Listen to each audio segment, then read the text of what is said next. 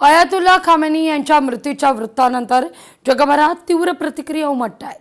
याच पार्श्वभूमीवर जिल्ह्यातल्या परळी शहरातही निषेध नोंदवण्यात आलेला आहे। बीडमधल्या परळीत इराणी वस्ती परिसरात स्थानिक रस्त्यावर उतरले आणि शोक व्यक्त केलाय।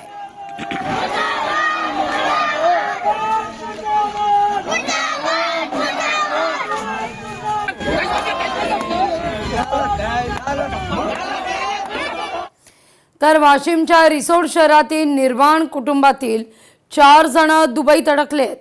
युद्धजन्य परिस्थितीमुळे विमान सेवा बंद झाल्याने त्यांचा भारतात परतीचा मार्ग हा बंद झालाय। प्रवास अनिश्चित समजला जातोय, त्यामुळे रिसोड मधल्या कुटुंबियांमध्ये चिंतेचं वातावरण आहे।